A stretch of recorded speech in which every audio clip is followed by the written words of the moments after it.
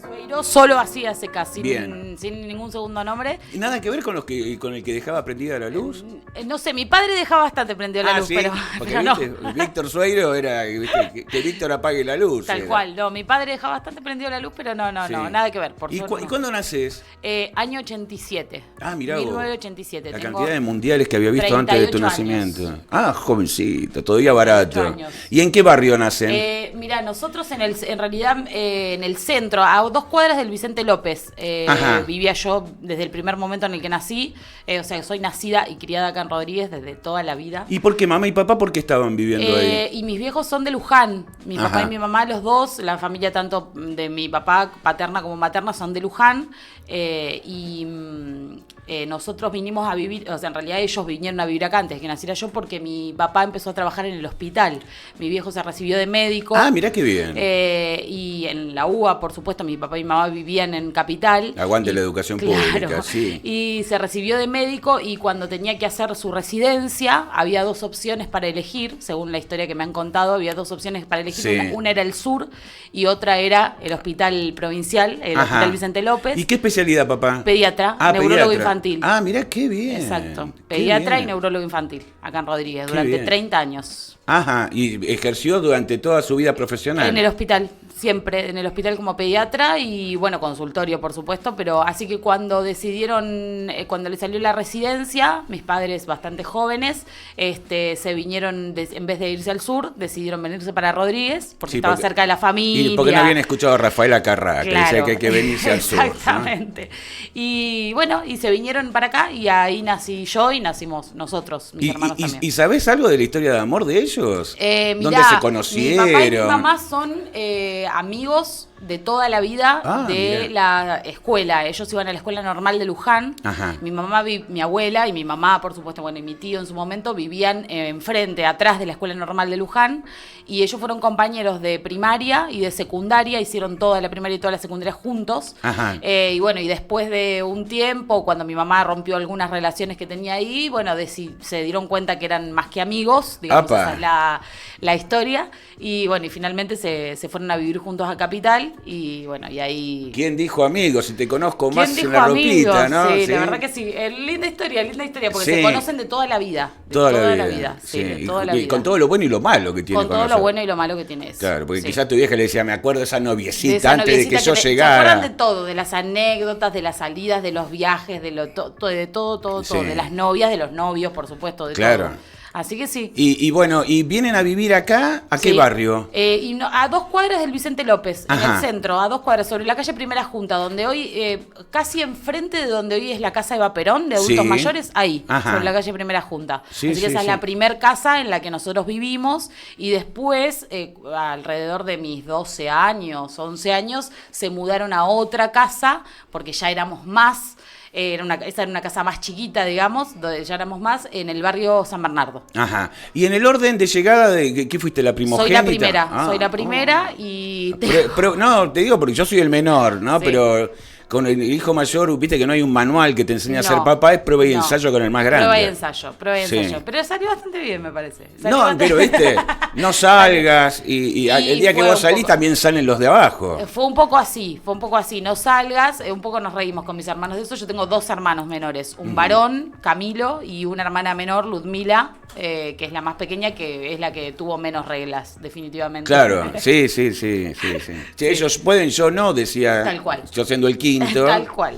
Viste, claro, pero Es así. prueba y error. Prueba y error, Porque sí. viste que al primero lo llevas al pediatra porque Por cualquier cosa. amaneció, me parece que está ronco. Lo que pasa que en este caso vos recordás que nosotros tenemos un padre pediatra. Claro. Casa de herrero, cuchillo de palo. En mi casa te tenías que estar desangrando más o menos para que te llevaran al pediatra, Ajá. digamos, ¿no? O sea, porque rápidamente mi padre te mandaba a leer, a ver a la esquina a ver si llueve. Sí, rezate un Padre Nuestro. Claro, resolvelo como más o menos, hasta que, bueno, fuera necesario, por supuesto, llevarnos al pediatra, que por supuesto teníamos un pediatra en Rodríguez, pero... Que no era tu viejo. Que no era mi viejo, por Claro. supuesto. ¿Y mamá a qué se dedicaba? Mi madre es psicóloga. En realidad Ajá. mi madre cuando vino acá, empezó a trabajar cuando vinieron con mi papá, empezó a trabajar como OE en la primaria 6. Ajá. Ella ya tenía un título de maestra.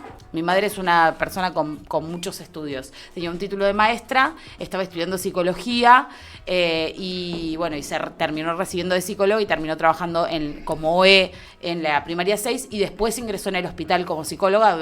Trabajó casi 20 y pico de años en el servicio de psicología del hospital.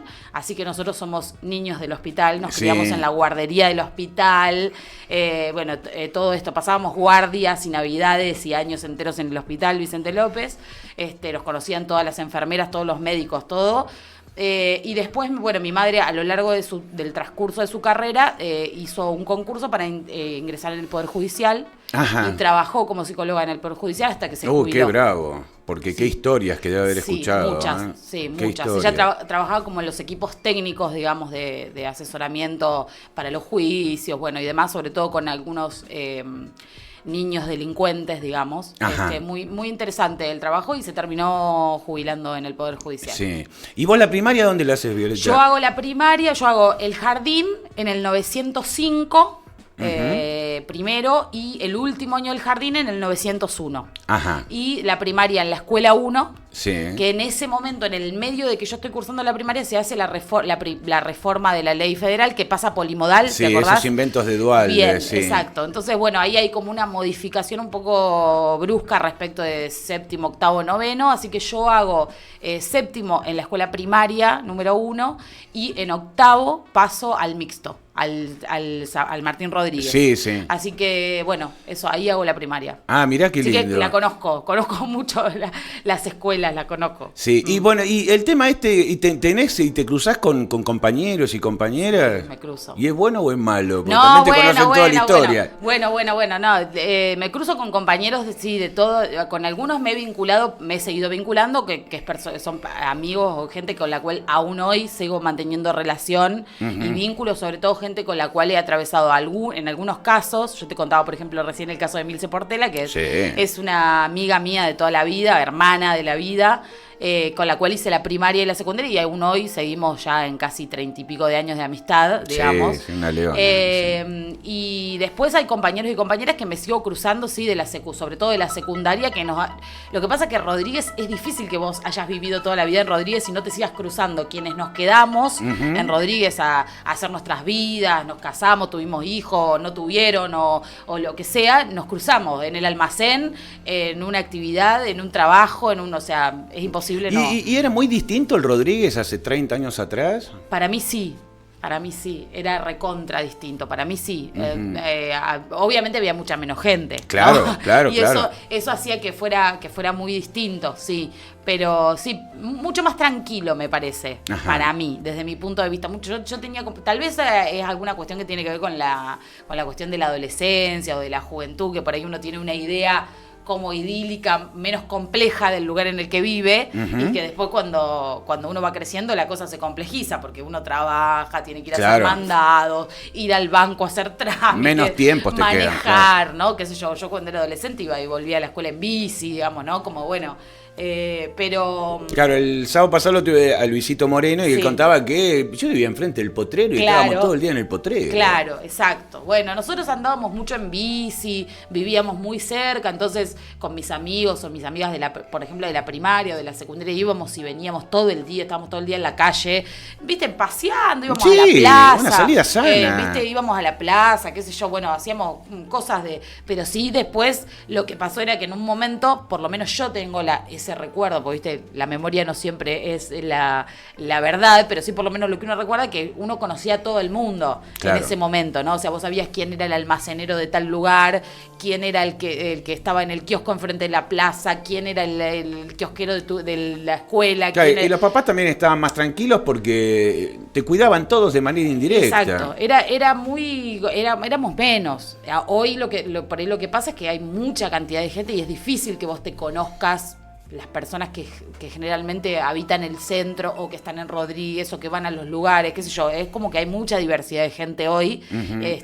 No digo ni mejor ni peor, digo, creo que era distinto, para mí era muy distinto. Yo siempre me acuerdo, yo manejé desde muy joven, creo que empecé a manejar a los 16 años porque en mi casa había auto, y siempre le digo a todo el mundo que me acuerdo la primera vez que me quedé en un embotellamiento en Rodríguez. Ah, ¿y? Que no Era podíamos entender qué pasaba. ¿Qué es esto? Es algo nuevo. Había un accidente, no sé, o sea, entonces nos bajamos del auto, siempre me acuerdo con una señora que había atrás en un auto, y la señora me dice, ¿qué pasó? ¿Chocó alguien? Y no, era solo que había un colectivo, 3 autos, bueno, nada, era lo clásico. Algo anormal. Anormal en Rodríguez, pero viste, yo recuerdo eso, viste, después hay situaciones que uno va viendo cambiar como la imagen del lugar, viste, del lugar, los edificios altos que no estaban, claro. Los lugares donde ahora hay un supermercado que antes eran un cine o antes eran un teatro o antes eran, o sea, ¿no? Digo, cosas que uno va cambiando, la casa de tal, que yo me acordaba que era la abuela de un compañero mío que hoy es un edificio de departamentos. Oh, claro. Entonces, bueno, esas cosas sí me pasan, ¿viste? ¿Viste? La casa de un amigo mío en el que vivía con los padres, siempre me acuerdo, a la vuelta de la escuela 1, donde yo pasaba toda mi vida, que era una casa como con zaguán y puertas altas, ahí sobre la calle, bueno, hoy ya no existe. Claro. Hoy son todas casas, departamentos. Con pisos de madera de pinotera. Claro, o sea, yo recuerdo pasar tardes enteras ahí jugando a la pelota, bueno, viste, o sea, en la casa de amigos, quedarnos a dormir incluso en algunos momentos, porque yo tenía muchos amigos cuando era chica, y cuando tenía 12, 13, 14, 15 años, y hoy ya no existen esos lugares, ¿no? Entonces por eso está cambiado un poco también como el aspecto. ¿No crees que cambió este vínculo entre los chicos también con el tema de la aparición del teléfono celular? Que ahora son todos solitarios. Sí,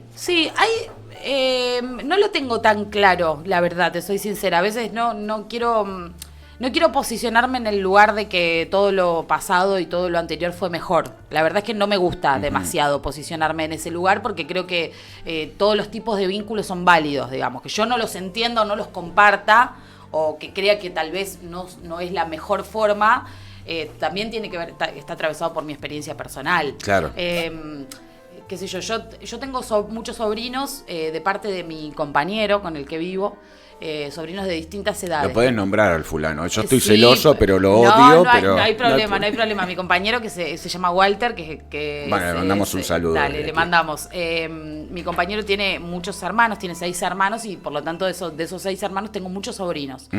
Y tengo sobrinos adolescentes, jóvenes de 18, 17 y...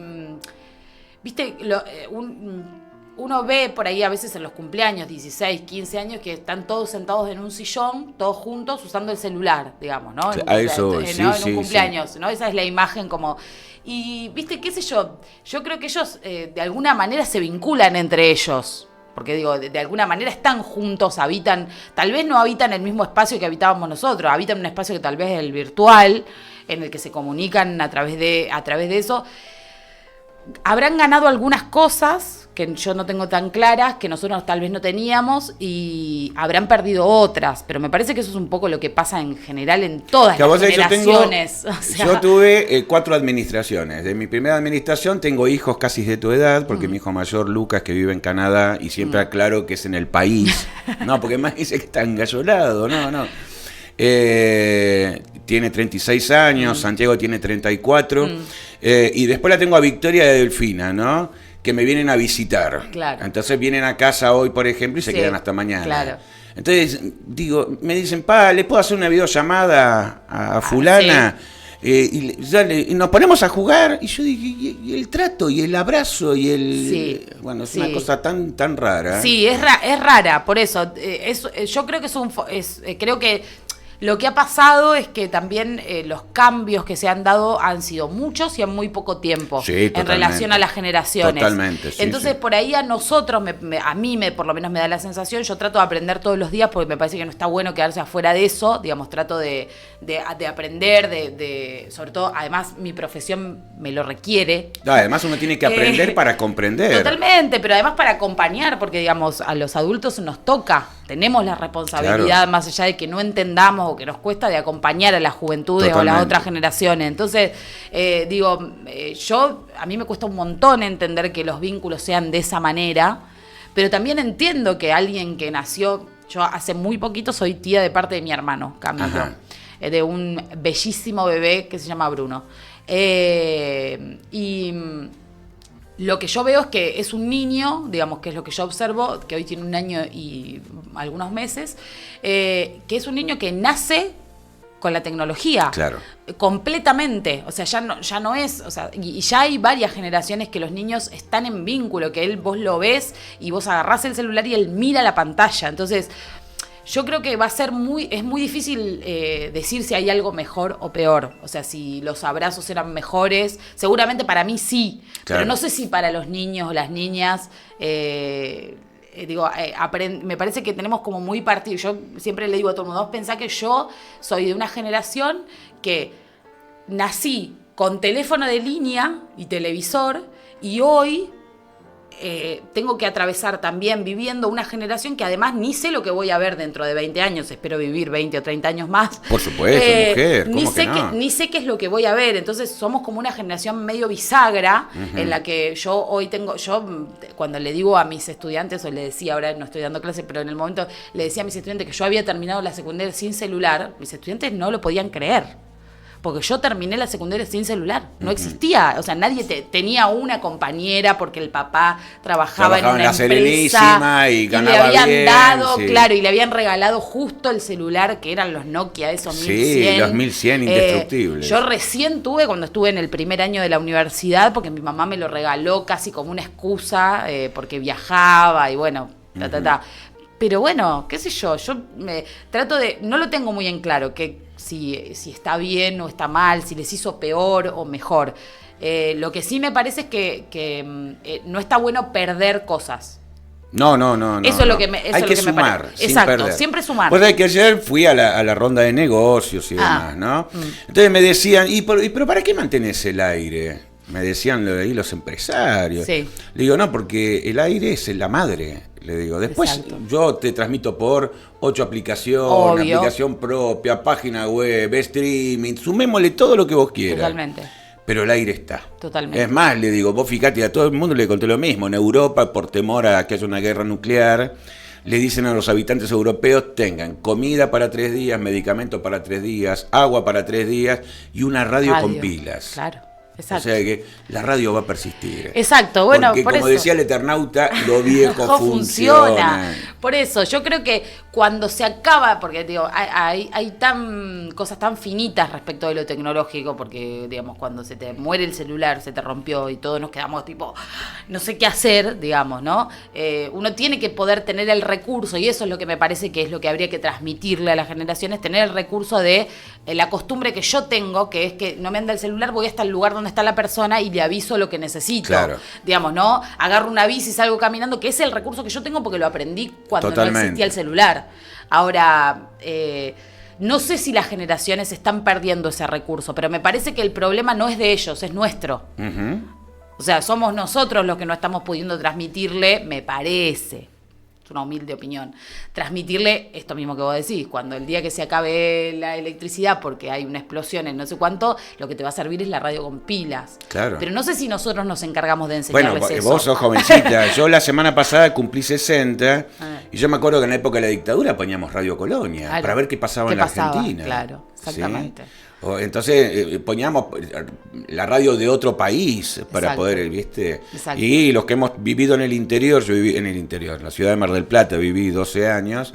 Lo lindo que a las 5 de la mañana escuchabas la radio y te decía frigorífico Mellino pide 5 fileteadores y la gente y rajaba para aquel lado. Sí, hoy debe ser todo por WhatsApp, supongo.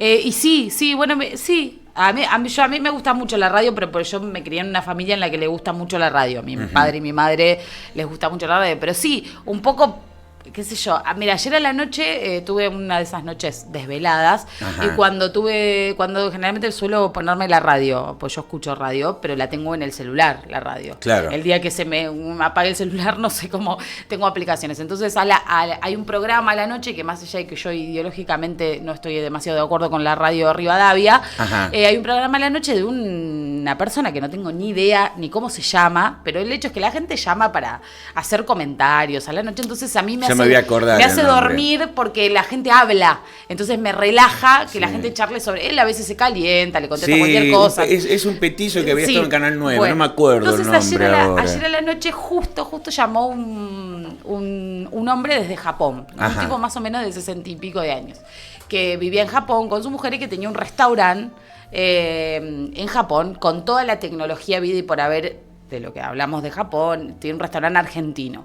Bueno, entonces él contó su historia. Entonces él le decía, yo entiendo todo lo que hay de tecnología, dice, pero yo siempre sigo poniendo la Radio Colonia, decía él, mirá, a la noche, mientras estoy cocinando, mientras para ustedes es de noche, porque él hablaba, eran las 4 de la tarde en Japón y eran las 4 de la mañana acá en Argentina. Y mientras ustedes hablan, escuchen la Radio Colonia y con eso yo ya me siento como que estoy en Argentina o habitando lo que yo ya conozco, digamos, ¿no? Bueno, hay una conexión. Volví a su terruño. Sí, muy interesante, sí. Y bueno, y el tema de la tecnología que vos me decís de tu sobrino, de Bruno, a mí me pasa con mi hija Victoria, que ahora usa anteojos. Y yo creo que la culpa se le echo yo al celular. Y puede ser. Yo descubrí los anteojos a los 40 años. Hace un par de años, yo estaba haciendo una licenciatura que no pude terminar por algunas cuestiones personales y después algunas cuestiones que tienen que ver con mi trabajo, pero ya la terminaré.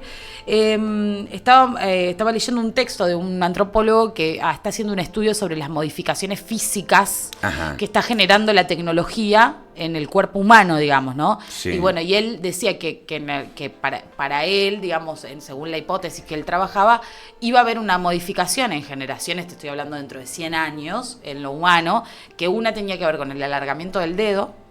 Del pulgar, sí. Y otro tenía que ver con los anteojos.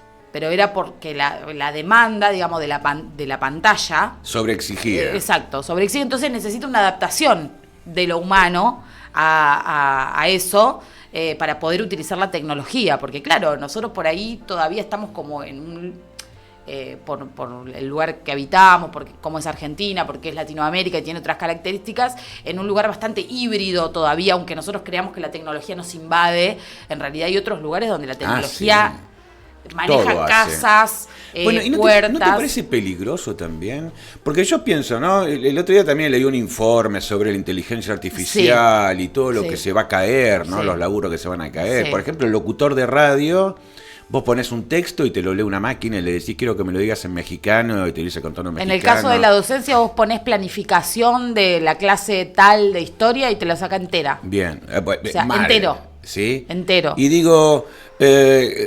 ¿cómo sé lo que transmite es verdad? Porque si fue esto cargado por hombres, con la imperfección del hombre, ¿no? Es peligroso. O sea, es peligroso en tanto y en cuanto no haya ninguna intervención de lo humano, digamos. Lo que pasa que los procesos, como lo veo yo, los procesos de transformación siempre son así, digamos. Son como extremos y terminan echando a un lado, un poco como pasó... un poco con lo que te muestra el Eternauta, digamos, ¿no? Claro. Digo, siempre son como que la tecnología reemplaza todo y después en algún momento siempre hay una falla y hay como que volver atrás. Hay que volver, sí. Pero bueno, nosotros ahora estamos como en el momento en el que la tecnología está avanzando sobre todos los sectores de nuestra existencia. Y bueno, y sí, habrá que poner cabeza, resistir, enseñarle a los más jóvenes que no todo en el mundo virtual es verdad, que todo hace falta el análisis de la mente humana, que hay que ver distintas opciones, que no siempre es realidad lo que sucede ni en la tele, ni en internet, ni en... Ya la tele ya los pibes ni la miran. No, o sea, no, están todo el día con el celular. No, por eso, sí. o sea, ya no hay, pero digo, me parece que hay un poco de eso, ¿viste? Hay un poco de cómo encaminamos a la generación para mostrarles que no es la única opción, que siempre el pensamiento crítico es el lugar, que siempre hay que antes pensar si lo que te están dando, lo que te están ofreciendo está bien, Claro. si te parece bien, si no. Bueno, es un desafío. ¿Es peligroso? Sí, es peligrosísimo. Yo creo que es peligroso. Sí, sí. Vamos a retroceder en el tiempo. Dale. Terminas la secundaria. Termino la secundaria. En el mixto. En el mixto. Sí, das la última vuelta, Sí. no sé cómo la llaman ahora, la última. Sí, no había todo eso en realidad. Bueno. La verdad que cuando yo me egresé no había ni el último primer no sé cuánto, ni el último anterior Sí, día sí. del no sé. Yo me egresé y chao, se acabó. Fuimos a una fiesta, me acuerdo que hicimos una fiesta, siempre me acuerdo, hicimos una fiesta de egresados en el Faraón. En ese momento se usaba el Faraón para Sí. hacer la fiesta de Que egresados. no es el telo de Liniers. No Claro, vamos a contar que no es el telo de Liniers. No, es la parrilla, el Faraón, Claro. que está al lado del hospital odontológico, Sí, que sí. hoy, bueno, que en ese momento se usaba, los egresados hacían las cenas ahí, en ese momento cuando yo terminé. ¿Y fuiste así de gala como van ahora? Fuimos con vestido, todo, sí, qué fuimos con pintusa. vestido, todo, sí, la pagamos, siempre me acuerdo, juntamos plata para pagarlo, porque no era un momento muy fácil, yo me egresé en el año 2004, perdón, en el año 2003 me egresé. Ahí nomás de la crisis del 2001. Ahí nomás, fueron años muy difíciles, muy difíciles. Yo realmente en situación de mis compañeros y mis compañeras era una privilegiada, más allá de que mis viejos la pasaron mal igual que todo el mundo, pero mis viejos tenían un trabajo en el eran Estado. los dos profesionales. Claro, tenían un claro. trabajo en el Estado. ¿Le pagaban con patacones? Sí. ¿Le pagaban con bonos ticket canasta? Sí, pero le pagaban, digamos, ¿no? O sea, podían ir al supermercado, mi viejo atendía comprar cambio de víveres, tomates claro. y tartas, porque me lo acuerdo. Pero digo, éramos unos privilegiados en relación a otras personas. Pero bueno, fue un momento muy difícil. Así que bueno, ya después cuando... Pero bueno, terminás, van al Faraón, hacen la sí, festichola. hacemos la festichola y se termina. ¿Y cuándo empieza tu interés por transmitir, por querer ser docente? ¿De dónde lo heredás? ¿Tuviste alguna referente en la escuela? ¿Lo veías en casa de cuando papá te dolía la garganta? Andá a leer, andá a estudiar. ¿sí? En realidad no, en realidad no. Yo no quería ser docente. La docencia vino mucho después. Ajá. ¿Qué querías hacer cuando egresaste? A mí lo que me interesaba era mucho la historia y la política. Ok. O sea, yo desde que era muy joven, mi padre y mi madre tienen toda una tradición militante de toda la vida. Ajá. Peronistas, ellos, de toda la vida, fueron peronistas durante su juventud, hasta que, bueno, llegó la dictadura, y hicieron lo que pudieron. Tienen amigos desaparecidos, bueno, toda una situación. Y en mi casa siempre se transmitieron, desde que yo nací, cuestiones que tenían que ver con las madres, las abuelas y demás. La justicia social. La justicia social. Más allá de que fue muy difícil, yo lo que recuerdo de alguna época era que a mis papás les costó mucho hablar de política dentro de mi casa, más allá de sus actividades que hacían afuera. Lo que yo recuerdo, ellos afiliados de ATE, en el momento del 2001, lo que yo recuerdo es mis primeras participaciones junto con ellos, yo no sé si vos lo recordás, una movilización que se hizo abajo de la lluvia del hospital en el año 2000 y piquito, o 2000, que se hizo acá en el centro. Yo participé de esa movilización junto con ellos, mis viejos eran afiliados de ATE.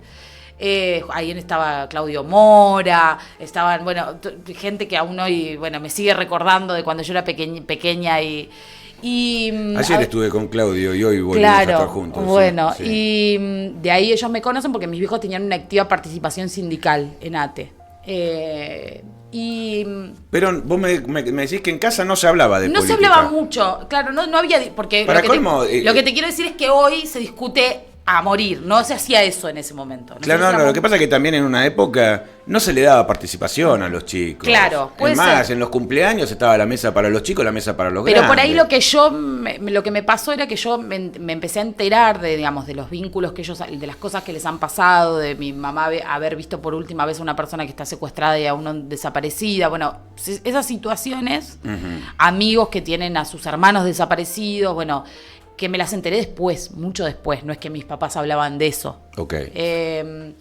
Y mi papá tenía, en todo su despliegue militante, digamos, tenía un vínculo muy grande con Ruca Güeney. Ajá. Mi papá era el pediatra del hogar Ruca Güeney, participaba en la CTA y estaba con Estela Gallego y con Omar Giuliani participando ahí. Entonces mi papá me llevaba al hogar y en ese momento se estaba creando, te estoy hablando antes del 2001, yo tendría 13, 14 años, se estaba creando el espacio de juventudes de la CTA. Y a mí me encantó. Yo me hice amigos, amigas, aún hoy me los cruzo, que vivían en el hogar incluso y participaban políticamente y demás, que esa fue como mi primer incipiente, digamos, participación política, hasta que llegó el 2001. Y en el 2001 mis papás pusieron en la puerta de su casa una junta de firmas del Frente Nacional por la Pobreza. Del FRENAPO. Entonces, bueno, yo ahí empecé como a participar mucho de eso, me sentaba me acuerdo, en una mesa de... Ahí militaste. Claro, me senté en una mesa, me acuerdo que habían puesto con caballetes, donde se ponía el Frente Nacional. En ese momento estaban Cristina Albino también, que eran vecinos, Alberto Albino, que eran también vecinos de ahí del barrio, y que eran del hospital, y participaban, y bueno, nos sentábamos durante tardes enteras, y la gente pasaba y dejaba firmas, bueno, eso me lo acuerdo. Y participé por primera vez con el uniforme del mixto, eso me acuerdo siempre, de una movilización que se hizo, una caminata de acá a Luján con el Frente Nacional por la Pobreza, que fue la primera vez y la única que yo peregriné a Luján, sí. Y que se hizo un acto muy grande en la Plaza Belgrano frente a la Basílica en ese momento. Bueno, por todo oposición. Eso fue como lo incipiente que a mí me sucedió y que yo hice durante toda la secundaria, y a partir de ahí, para mí, 2001, yo vine con mi viejo hasta acá, cuando la gente de Fraternidad vino a saquear en ese momento el supermercado que estaba acá. ¿Te acordás donde ahora está el Carrefour Express? Claro. Vinieron a saquear acá y yo vine con él porque ahí había mucha gente con la cual mi papá atendía, familias y demás. Entonces, como los venían a reprimir, yo vine hasta acá con él. Vine a la Plaza a cacerolear de Rodríguez. Yo tenía 15, 14 años. Vine con ellos a cacerolear el día del cacerolazo, del famoso... y todo la televisión, los saqueos, yo quiero esto, digamos, yo quería eso. ¿Dónde se estudia esto? Existencia, claro, yo quería eso para mi existencia, digamos, ¿no? Esto me gustaba, la movilización, la participación. Pasó la secundaria y yo tuve una profesora que se llama Analía Gómez, que aún hoy sigue siendo, está a punto de jubilarse. Sigue ejerciendo. Sigue ejerciendo, Qué es bien. profesora de la Universidad de Luján, pero era profesora mía en ese momento, que fue como un faro, digamos, una mujer que hoy trabaja con familiares de detenidos y desaparecidos de Luján. Y para mí fue un faro, digamos. Yo ya era profesora de historia y yo lo que quería era eso, digamos, yo quería saber lo que sabía ella, pero no necesariamente porque quería ser profesora de historia. Yo quería eso.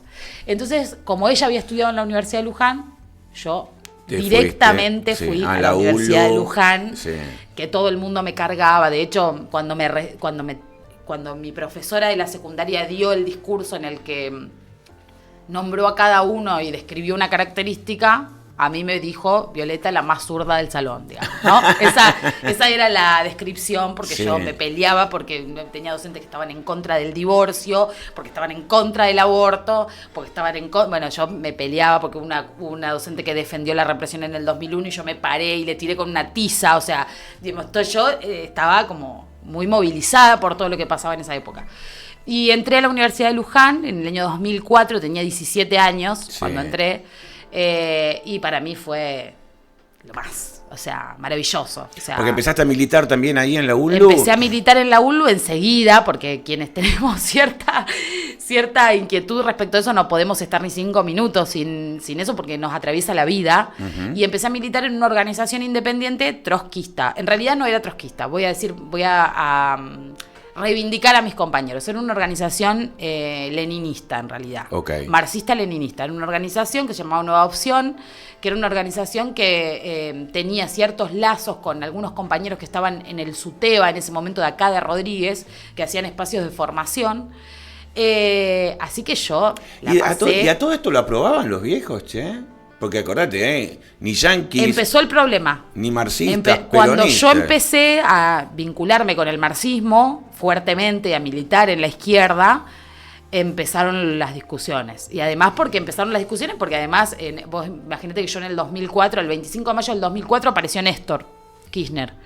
Mis viejos estaban conmovidos por esa situación porque aparecieron todas estas cosas de las madres, la de la reivindicación, y yo iba a marchas con la universidad a cantar El que no salta es joven K.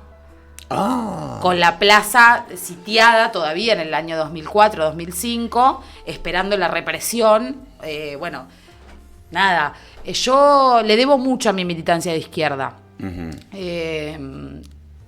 Yo siempre le digo a todo el mundo que la verdad es que la expresión que yo tenía del peronismo era Menem, Duhalde, Cavallo, uh-huh. O sea, Scioli, y eso es lo que yo conocía, digamos. Claro. La verdad es que...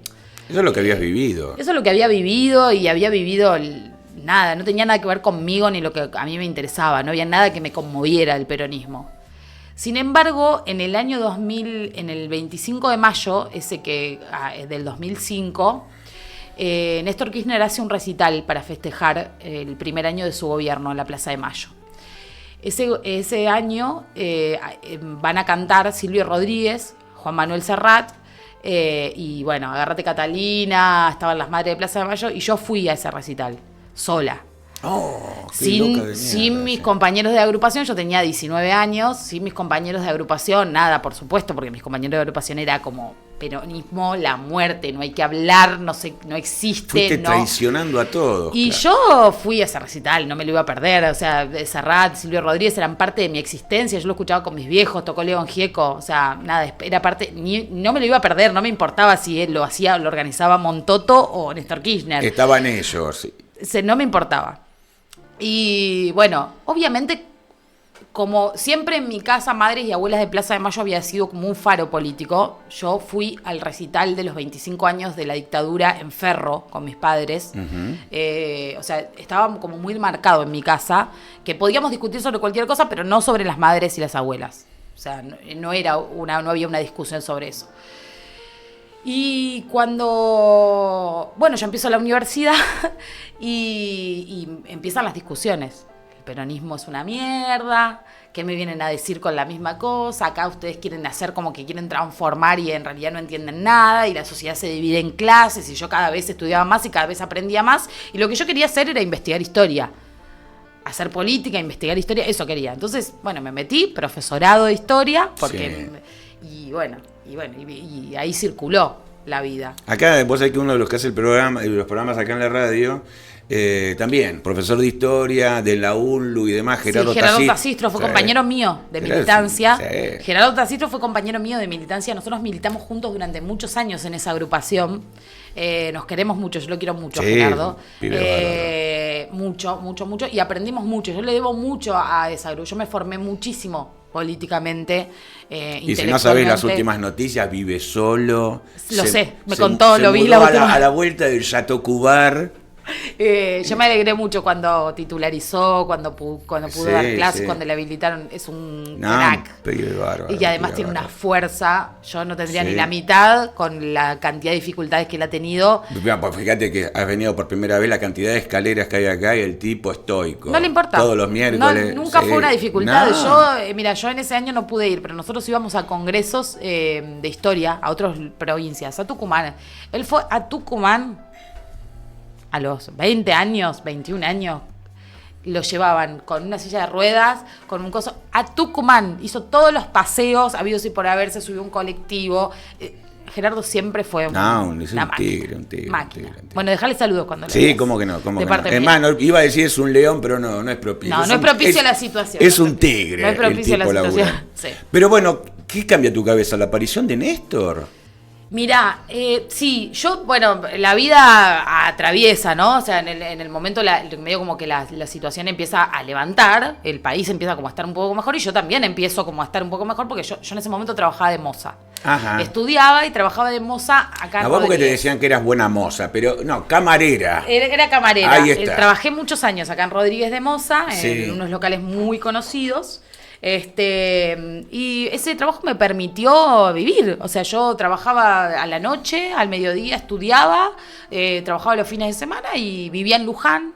Claro, por cercanía a la facultad. Claro, después, claro. pero tenía como cosas intermitentes en esa época, porque bueno, estaba como estabilizándome, volvía un tiempo lo de mis viejos, me iba a vivir a Luján, vivía con 2 compañeras acá, me volvía a Luján, y así, viste que uno cuando medio es joven va como alquilando 6 meses en un lugar, te peleas con otro, volvés, te separás del novio que tenía, bueno, todas esas cosas que uno va mutando. Y llega la muerte de Néstor. Ajá. Y pero anterior el conflicto del campo. Ese es el momento Con Julio crucial. Cleto Cobos. Ese fue el momento crucial en el que yo hice como mi ruptura. Yo venía viendo ciertas cuestiones de lo que venía pasando, pero bueno, yo seguía militando en la izquierda, bueno, seguía como...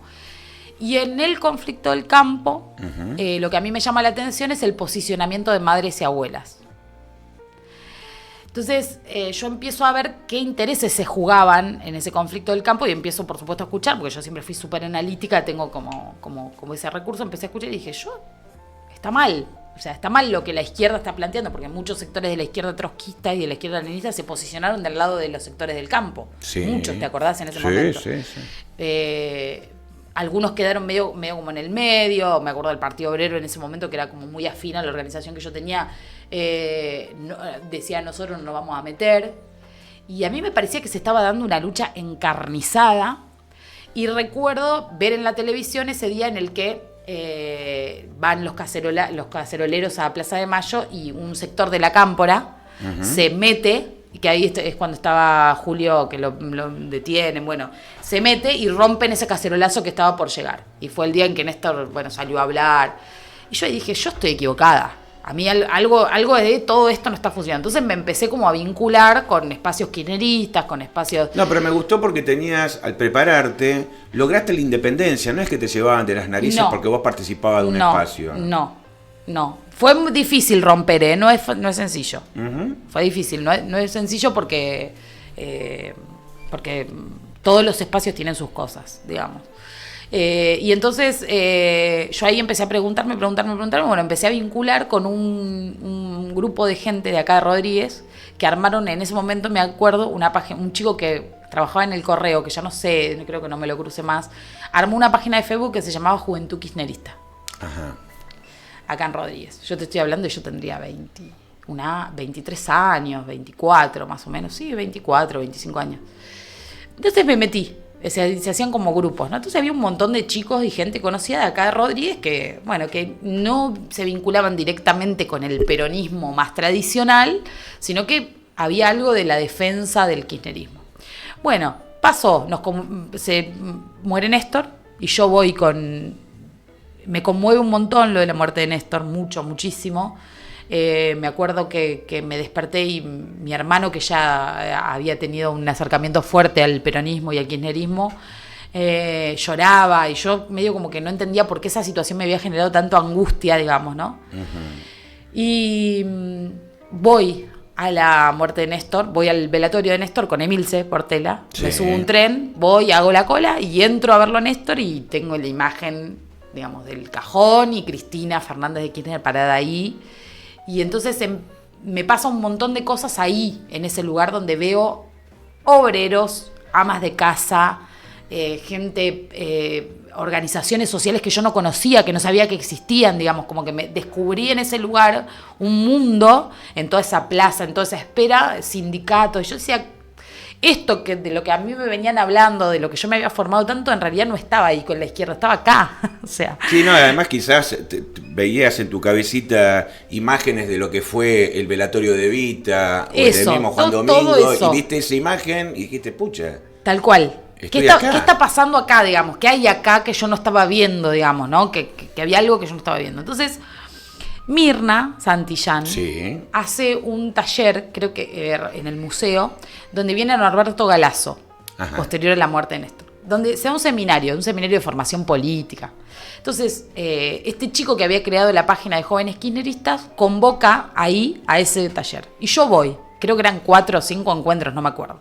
Fue hermoso porque para mí era escuchar un historiador, que yo tenía medio como sesgado, hablar sobre peronismo, digamos, ¿no? Hablar sobre John William Cook, sobre, bueno, cosas. Y bueno, en la última clase, digamos, de ese taller, que nos sacamos fotos, fuimos todo ese grupo que lo hicimos, nos quedamos a tomar algo con un grupo de jóvenes kirchneristas. Y desde ahí salió una agrupación, que fue la Juventud Kirchnerista, que es una agrupación que militó durante el tiempo que estuvo Juan Pablo acá como intendente. Y bueno, y de ahí, a partir de ahí yo ya me transformé en peronista, digamos. A partir de ahí entendí, hice toda una lógica. ¿Cuál era tu camino? ¿Cuál era mi camino? Sí, ahí como que ya ahí me transformé en peronista. Algunos compañeros que todavía militan conmigo dicen lo contrario, pero... Ah, ¿sí? Sí, pero nada, pero porque me cargan. Está bien, sí. Pero bueno, eso fue eso en el medio. Y en el entremedio me pasó que yo trabajaba de moza. Sí. Y tuve que ir a trabajar en algún momento, digamos, lo de moza era muy finito. Y yo tenía una compañera, que también fue compañera de Gerardo Tassistro, que se llama Julia Chapacase, que también es profe de historia, que estaba casada con Hernán que falleció hace mucho tiempo, que trabajó en niñez. Y ellos me hicieron entrar en la municipalidad. Ah, mira vos. Claro. Yo entré a la dirección de niñez. Ajá. Pues yo necesitaba un trabajo, en realidad. Yo necesitaba como desempeñarme en otra cosa. ¿Y quién estaba en el estado? ¿Quién estaba gobernando en esa época? Juan Pablo. Juan Pablo. Claro, Juan Pablo. Y yo entré a la dirección de niñez, o la Secretaría de Niñez, no me acuerdo cómo era, que en ese momento estaba Vanessa Villeta. Entré ahí a repartir cartas de citaciones. Andaba con el Colo. ¿Viste el Colo? Sí. Y andaba con el Tiene Colo. más pecas que yo. Exacto. Bueno, sí. el Colo manejaba un Peugeot blanco, me acuerdo, y yo repartía citaciones. Y bueno, y eso a mí era un contrato municipal que me ayudó a dejar de trabajar de moza y terminar mi carrera también, ¿viste? Claro. Y bueno, y... Porque lo tuyo fue carrera, no fue caminata. Fue carrera. O sea, lo cumpliste en tiempo y forma. Me recibí, es una carrera de 5 años y tardé 6 años y medio en recibirme. Siguió haciendo carrera. Pero porque en realidad me mandé un moco que es que fue por una cuestión más, ¿cómo se llama?, del régimen académico que otra cosa. Me mandé un moco que es que desaprobé una materia que no se podía volver a recursar hasta el año siguiente. Entonces... la tuve que recursar, que no me gustaba para nada, prehistoria general, no me voy a olvidar nunca. Y como era toda arqueología y a mí me costaba un montón, tendría que haber estudiado más, pero bueno, eso con el diario con el diario del lunes. Lo aprendiste, pero lo aprendiste, claro. Con el diario del lunes, si lo hubiera sabido, pero bueno. Pero sí, lo hice relativamente, es una carrera muy pesada igual, hermosa, pero muy pesada la carrera de historia. Es una carrera donde hay que estudiar muchísimo. Yo tenía, tuve 34 materias y rendí 34 finales. O sea, es una carrera muy, muy exigente. Lo agradezco, porque hoy tengo una facilidad para la lectura y para el análisis que me lo dio la carrera, no me lo hubiera dado otra cosa. Bien. Así que bueno, y ahí en el medio de ese trabajo yo buscaba, por supuesto, avanzar un poquito más, ¿viste? Uno necesita económicamente, entonces tomé horas en Fines. Ajá, en el programa bien. Fines. Sí. Y di clases en una sociedad. Yo no quería dar clases, solo necesitaba lo económico. Claro. ¿Sí? ¿Se entiende? O sea, me dieron 4 horas en el Fines, yo necesito esa plata. Esa plata porque necesito. Además, yo me estaba independizando, quería, viste, alquilar un departamento. Bueno, estaba. Y tuve mi primera clase, mi primer curso en la Sociedad de Fomento de Parque La Argentina. Ok. 16 mujeres. 16 mujeres. De distintas edades, todas más grandes que yo, llevándome por lo menos 15 años cada una a mí, todas con distintas historias de por qué no habían podido estudiar. Desde que habían quedado embarazadas hasta que sus maridos no las habían dejado estudiar, habían tenido que salir a trabajar, su padre no la había dejado estudiar, no habían podido terminar la secundaria, extremadamente inteligentes, las 16, y yo dije, esto es lo que yo quiero hacer. Bien. Esto es lo que yo ya sé que quiero ser militante, sí, pero esto es lo que yo quiero hacer. O sea, yo ahí encontré como, ya sé por dónde cambiar las cosas, digamos, ¿no? De manera profesional. No, por supuesto. Cómo congeniar esto que a mí me interesa, y a partir de ahí fue todo volcado le puse pilas a terminar la pedagogía de la universidad, le puse pilas, y a partir de ahí todo volcó a a que hoy soy titular de 20 módulos en escuela secundaria y no elegiría ningún otro trabajo. Y lo extraño todos los días. ¿Y Delfines cuándo saltas a la secundaria? En el año y medio, ponele, 2 años, porque yo, di la primer clase en secundaria en el año 2011, 2012 creo que tengo el primer suplencia que hice en la escuela secundaria, que es la escuela secundaria 15 de Parque Rivadavia, en ese tercero A, que no me voy a olvidar nunca, y en ese momento estaba la SB6, en la primaria 2, que también fueron mis primeros cursos que di clase. Y ante el alumnado, la primera vez que fuiste con estas 16 mujeres, o cuando fuiste ahí a tercero A, ¿te temblaron un poco las rodillas? Por decir, ay, tengo que transmitir. Mira, te voy a contar una anécdota muy graciosa. Con las mujeres no, con las mujeres me fascinó, fue fácil, cuando entré a la secundaria se acabó el romanticismo. Ahí había realidad. Mira, el primer curso, uno de los 2 primeros cursos que tuve de suplencias en la SB6, el primer día que entré a la clase se me escaparon 17. ¿Cómo? ¿Se te fueron? Se me escaparon. Y bueno, ¿qué va a hacer? Se me escaparon. Llegó la nueva, no conoce, nos se vamos. Me escaparon, 17. Y me saludaban desde el otro lado del alambrado. Y yo me quería morir. Me fui llorando, por supuesto, porque se me habían escapado. Al otro día, porque soy perseverante, volví, puse el escritorio frente a la puerta y dije, van a tener que pasar por arriba mío para irse. Y se sentaron, siempre me acuerdo, se sentaron alrededor y me empezaron a preguntar, ¿y usted qué hace? ¿Y dónde vive? Porque esos son los chicos. ¿Y tiene novio? Pues esos son los chicos de la secundaria, son así. Después yo lo aprendí con mucho tiempo, ¿no? Hoy soy otra persona, soy otra docente, tengo otro manejo de curso, otro manejo de grupo, ¿no? Tengo otra perspectiva también, me fui formando también, no es que... Pero eso es una anécdota muy graciosa. No, porque estaba pensando en la diferencia, ¿no? Tu primer cursada ante estas 16 mujeres sedientas por terminar algo que le habían reprimido, con los chicos que me mandó papá a terminar la escuela. La educación de adultos es maravillosa, porque vos es como reconfortante, porque la educación de adultos que yo trabajé mucho tiempo en educación de adultos, también en Fines, antes de estar ahora cumpliendo la función en el Consejo, es maravillosa porque hay sed de aprender. Claro. Digamos, ¿no? Hay como interés en hacerlo.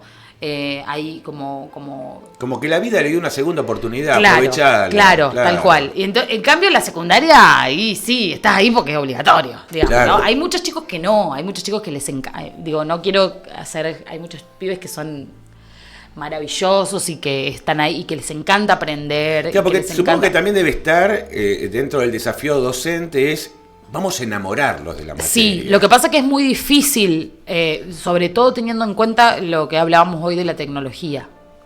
Es muy difícil porque la tecnología les ofrece un ritmo a los estudiantes, un ritmo de estímulo que es irreemplazable. Nosotros no lo podemos hacer. No soy una máquina, digamos, no puedo estar... Sí, no sé, googlealo, te dan ganas de decirle a los chicos. Claro, uno no, viste, yo jamás, pero digamos, es difícil, entonces vos tenés que generar estrategias, que todavía me parece que es una discusión que en educación nos tenemos que dar o nos estamos dando, se están dando, que es, bueno, cómo mostramos que no queremos ser igual a eso y que si no es igual a eso, igual vale, y que los tiempos de la escuela son distintos, de la enseñanza son distintas, y que tenemos otra cosa para ofrecer. Un poco lo que yo te decía hoy de que me parece que lo que no hay que dejar, no hay que correrse, digamos, hay que ofrecerles eso también. Pero bueno, sí es verdad que hay otra dinámica. Hoy los pibes, qué sé yo, cuando yo empecé, tal vez, no tanto, pero digo, por ahí había como más cosa con la cuestión de la disciplina, y hoy la disciplina no es por el solo hecho de que sos docente. No es que hoy un pibe o una piba de una escuela dice, me voy a quedar quieto porque vino la docente. No, eso no sucede. Porque no es que el cargo ya te amerita cierta respeto por el cargo mismo. Los pibes lo que quieren es que vos les demuestres respeto, que sientan que los escuchás, que sientan que los reconoces que tienen conocimiento, porque se genera hoy una cuestión muy contradictoria, porque yo me paro y le digo, ¿sabés lo que pasa? Que yo te tengo que enseñar porque vos no sabés nada. Che, pero perdóname, se me trabó el teléfono, ¿no me lo destrabás? Entonces, hoy hay una situación... Es que ha variado mucho. Bueno, por eso. Ha variado mucho. Yo me acuerdo en la secundaria, nos teníamos que poner de pie porque entraba el docente. Por Decía... Yo me Y acuerdo cuando que yo iba a la tenía secundaria una también. profesora de latín que si le decía señora se ofendía porque no era Tal como cual. las puertas pentágono, Pero cuando yo iba a la inviolable, y seguía siendo señorita. Y después teníamos tras cartón una de geografía que se había casado hace poco, y entonces como veníamos de la hora de latín le decíamos señorita señora, no Tal nos cual, cagaba pedo. tal ¿viste? cual. Pero cuando yo terminé la secundaria también. Guay que hablaras en la clase de historia, No. o que tú, o sea, te pegaban 2 gritos y vos te callabas.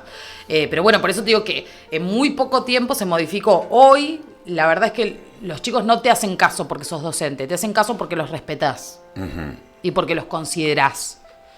Entonces, generar esa disciplina, digamos, esa forma de reconocimiento y eso no es sencillo, no es fácil. No nos educaron a los docentes para eso. La verdad que no nos enseñaron cómo hacer eso porque no sé tampoco si se enseña, digamos. Me parece que eso se vive.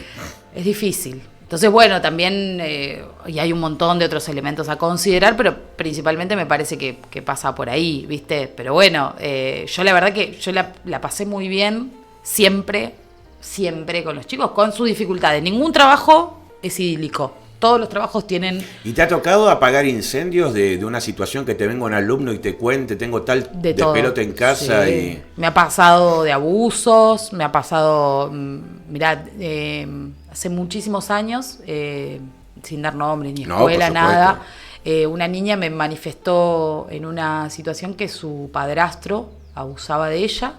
Y gracias a la intervención nos enteramos que ella era hija de una relación extramatrimonial de un excombatiente de Malvinas que vivía en otro distrito y que la estaba buscando porque su mamá se la había llevado a otro distrito, a este. La estaba buscando hacía 6 meses. y pudieron restablecer el vínculo. Restablecieron el vínculo y hoy ella vive con su papá. Y bueno, esas situaciones, otras situaciones que me han pasado que he tenido que agarrar un cuchillo con la mano, porque ese cuchillo iba a la panza de otro. Oh, qué bárbaro. Sí, en la escuela pasan incontables cantidad de cosas malas y incontable cantidad de cosas maravillosas. Maravillosas. Supongo que la balanza supera lo maravilloso. De ahí viene que uno siga. Es igual que yo soy un convencido que somos más los buenos que los malos. Totalmente. Yo creo que los pibes son maravillosos. El problema, yo se lo digo a todo el mundo, los pibes son maravillosos. El problema somos los adultos, siempre. Los pibes son maravillosos, son cariñosos, el tema es cómo vos los abordes, cómo vos los trates, cómo los reconozcas. Se dan situaciones de aprendizaje terribles dentro de las instituciones educativas que no solo tienen que ver con aprender una fecha en historia. Claro. Tienen que la verdad es que por ahí un poco a donde yo voy es, la verdad que a esta altura, que te aprendas una fecha de memoria, No. vas y la buscas en el celular, la verdad que no tiene, o sea, en la escuela se aprenden tanta cantidad de cosas que tienen que ver con estar con otros, convivir con otros con los cuales vos nunca elegirías, si te dieran a elegir, estar con esas personas. Se aprende un montón de contenido y un montón de cosas, a analizar, a criticar, no sé, yo me acuerdo ahora algunas cosas que hacíamos con los chicos para elegir los delegados y las delegadas de los cursos, hacíamos una elección, pero una elección adentro del salón, entonces yo les explicaba cómo era todo el proceso electoral, ¿no? Sí. Entonces, bueno, Generaste un rincón oscuro. Hacían preguntas como, por ejemplo, ¿y yo me puedo votar a mí mismo? Y sí, chicos, si no, el presidente de la nación nos tendría que votar a otra persona, el que fue de Claro. candidato a presidente de la nación. Es lógico. Pero esas cosas que, digo, me acuerdo así de cosas que suceden en el aula que son maravillosas y que no tienen que ver con la nota y que no tienen que ver con la nota numérica y que es que los pibes aprenden y aprenden, porque los pibes aprenden un montón todo el tiempo de lo malo y de lo bueno que les transmitimos, ¿viste? Pero bueno, en este contexto es difícil. Es difícil, sí. Es difícil. Porque ahora no solo tenés que escuchar historias de problemas intrafamiliares, sino que Sí, es te difícil. encontrás con chicos que los encontrás cada vez más Sí, es flaquitos difícil. o que... Es difícil. Yo en este momento por mi cargo no estoy en el está aula. bien, pero el docente, a eso Pero voy, el ¿no? docente se encuentra con todo. Y no todos los docentes tienen por qué estar preparados para resolver determinadas situaciones o para abordar determinadas situaciones. No es fácil, ¿no? O sea, vos pensás que te diría el 90% de los docentes, los equipos directivos que hoy están en las instituciones educativas, tienen más o menos la edad mía, 40 y pico de años, porque los docentes nos jubilamos a los 50 y algo. Tienen la edad mía y vivieron todo esto que yo te estoy diciendo. Y no sé si todo el mundo pudo, como yo, acceder a una universidad, o si todo el mundo pudo tener el recurso de tener una familia con la cual se debaten cuestiones políticas o cuestiones y problematizar la sociedad. O sea, y sin embargo son excelentes docentes y han aprendido un montón. Y digo, me parece que y este mundo ha cambiado mucho desde que yo me recibí, por ejemplo, de profesora, hasta que hoy, el 2025, yo entré a dar clases en la escuela secundaria en el año 2011, 2012, y hoy es una escuela secundaria completamente distinta. Tenemos hasta un nuevo régimen académico, desde el año en el que yo me recibí hasta ahora, por ejemplo. Entonces, hay tanto que aprender en tan poco tiempo que... ¿Y te tenés que vivir ayornando? Sí, todo el tiempo. Todo el tiempo. Si hay algo divertido en docencia y tal vez desgastante, es que no hay un solo día igual y un solo año igual. Y bueno, te recibiste. Sí, me recibí. Me nombraste muy por ahí. ¿Cuándo descubrís el amor? Ah, no hace falta que des nombres. No, lo había descubierto antes. Sí. Lo había descubierto antes de la pareja con la que estoy hoy No, actualmente. por eso. No, lo había descubierto antes. Yo tuve un amor de secundaria amigo también, de mi grupo de amigos, divino, un amor que la pasé muy bien. Después tuve un amor que estaba embelesada, así. Si querés le podés dar nombre. Podés dar nombre. No, déjalo. No, vos pensás que Rodríguez es chiquito. Ah, claro, todo en Rodríguez. Vos pensás que yo viví en Rodríguez. Después tuve un amor en secundaria. No, pero te hacían Luján. No, después tuve un amor en secundaria. Te estoy hablando de los amores fuertes. Después he tenido otros. Sí, es un touch and go, dice Te estoy Moria. hablando de los amores fuertes. Después tuve un novio muy conocido, también acá en Rodríguez, la familia muy conocida, que también estuve perdidamente enamorada. No terminó bien esa relación, pero aún hoy nos queremos mucho, digamos, nos saludamos, digamos, con la familia incluso, todo bien. Y después tuve un amor en la universidad, con una relación no muy agradable, una relación un poco tensa. Vamos a llamarlo así, sí, no agradable, compleja, no sí. agradable. Que te hace valorar lo que tenés hoy. Que me hace claro. valorar lo que tengo hoy, valorar lo que tengo hoy, que hoy estoy en pareja hace Aguante ya Walter, 13 años, tengo 38, 13 años, no somos ninguno de los dos muy románticos, así que no sabemos muy bien la fecha, pero creo que 13 años, capaz que él sabe, pero él debe saber. Él debe saber. Que es un profe de artística también. Tatuate en algún lado. Me tengo que tatuar la fecha en algún lado. Averiguá primero, voy a averiguar. Que un profe de artística, muy piola, que la verdad que sí, estoy muy bien. Nosotros convivimos hace ya varios años, hace creo que 10 o 11 años, vivimos en el barrio San Bernardo. Ajá. Así que, no, muy bien. Uh-huh. Así han sido esos amores fuertes. Después ha habido otros. Por supuesto. En los cuales uno se enamora, va y viene. Sí, son momentos fantásticos, claro, pero totalmente. son momentos. Momentos. Y esto sí. es para toda la vida, que es lo lindo.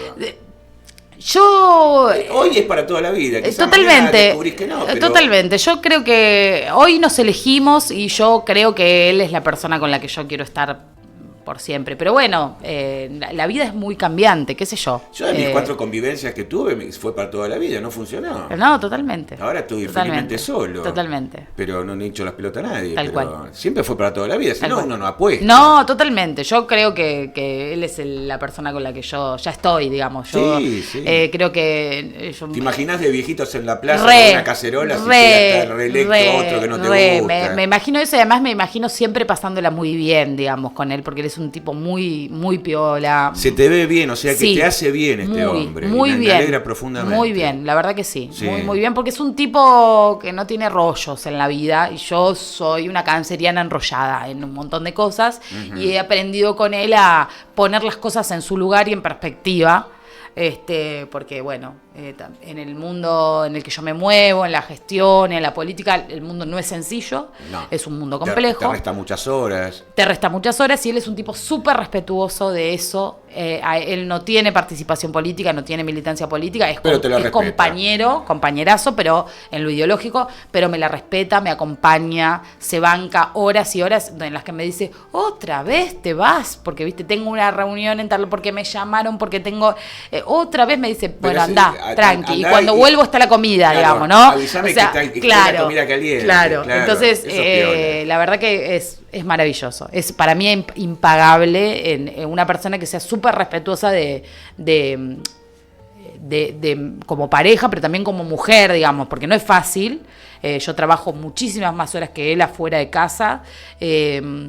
Las mujeres tenemos un rol en la vida de pareja siempre, impuestas en un montón de cuestiones, y él es un tipazo, digamos, no tiene ningún rollo con ninguna cosa, me alienta a hacerlo, y cuando hay que bajar, me baja y me dice, para, eso que te está preocupando tanto, solo te está preocupando a vos y a 3 más. Cálmate, ponelo en perspectiva.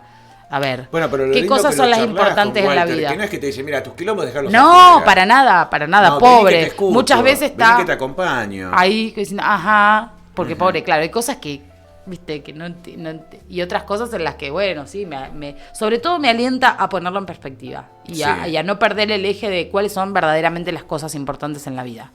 Los amigos, la familia, el amor, los hobbies, las cosas que uno hace y qué es lo que verdaderamente vale la pena, que es lo único que te llevas. Chicos, por el momento... No tenemos hijos. Está bien. No tenemos hijos. Será cuando Dios lo disponga. Sí, se dispone. Nunca fui una persona demasiado apremiante a la maternidad. No es algo que que te desvele. No, la verdad que no. Si sucede la maternidad, sucederá. Y si no sucede, no sucederá, como tantas otras cosas a las que me hubiera encantado dedicarme o hacer de mi vida, y no sucederán en la próxima tal vez. Sí, sí, ¿por qué no? Sí, por eso, ficha. la verdad que no, nunca fue algo que me... ¿Y tu relación con Dios? ¿Que sos creyente? No crees en Dios directamente. No. Está bien, sos agnóstica, ¿no? Sí, no. Yo no estoy bautizada, o sea, yo crecí en una familia que no es creyente. Ninguno, ni yo ni mis hermanos estamos bautizados. Yo te veía un halo negro. Un halo negro por atrás, ¿no? Claro, se nota el halo negro por atrás.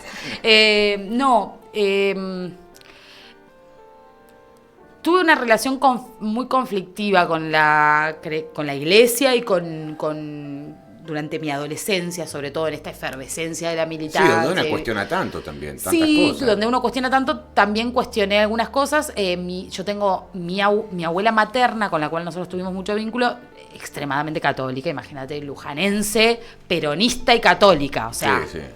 Cumplía todos los cánones. Estoy prendiendo la vela para que te vaya bien en el examen. Hincha de Independiente. Ah, mirá vos. Te estoy prendiendo la vela para que vayas le voy a pedir a la Virgencita, te regalo este rosario, o sea, ¿no? Y mi madre y mi padre, los dos también no creyentes, agnósticos.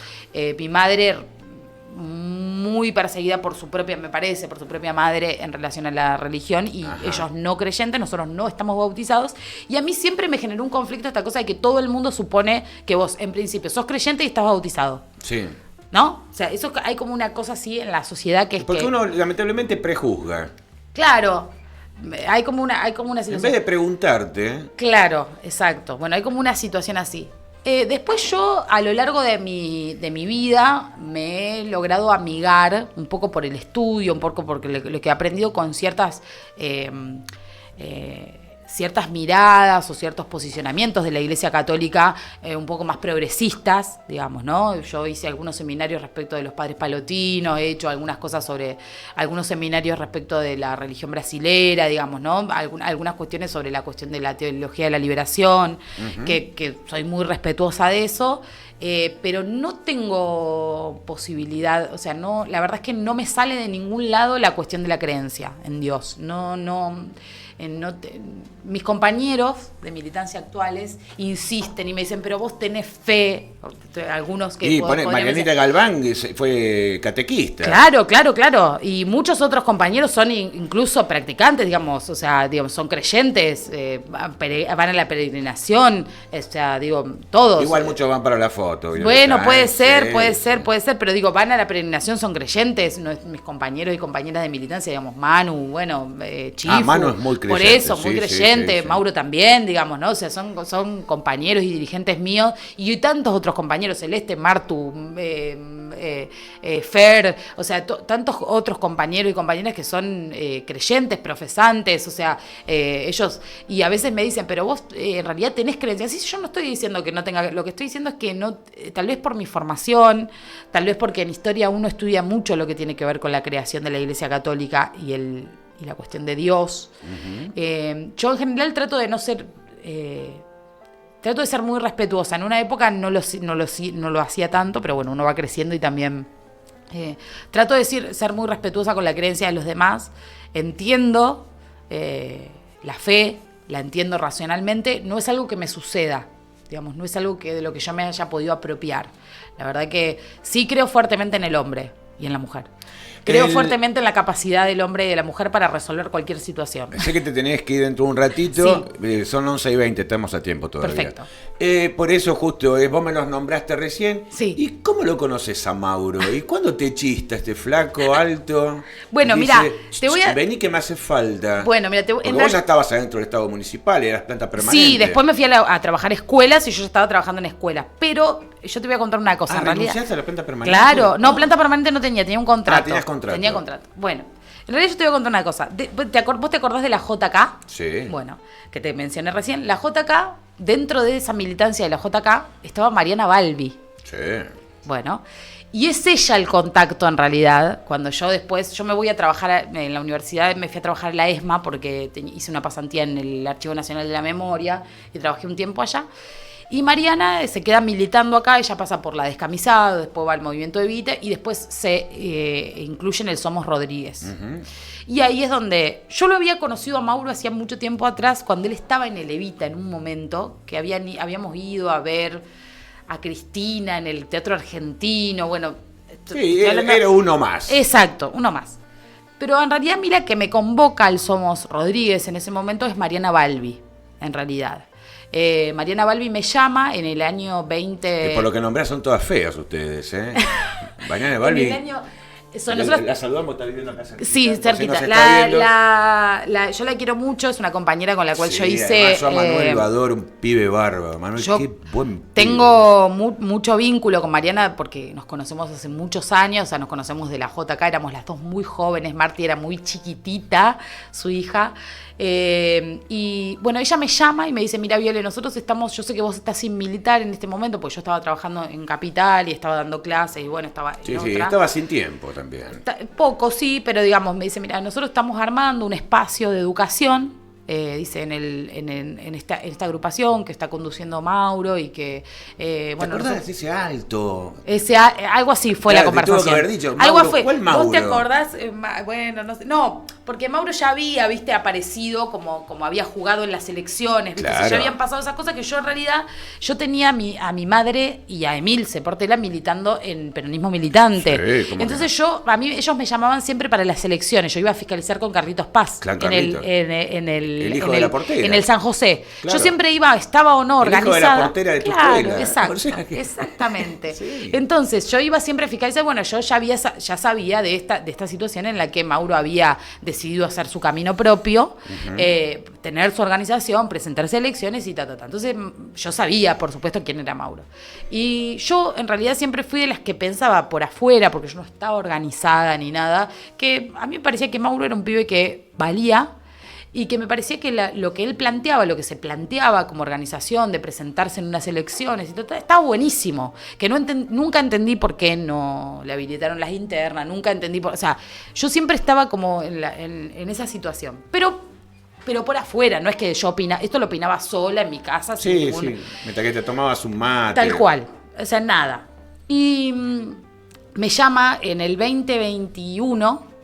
Mariana, a principios del 2021, me acuerdo que nos juntamos a charlar. Yo ella ya estaba en el consejo escolar y yo la había ido a visitar. ¿Cómo está Marian? Bueno, ella me llama y me dice, mira, Viole, nosotros estamos haciendo un espacio de militancia en el Somos Rodríguez, con Mauro a la cabeza, queremos que vos te sumes, vos sabés que ella no necesitaba explicarme nada, me conoce, sabe quién soy, sabe lo que me interesa.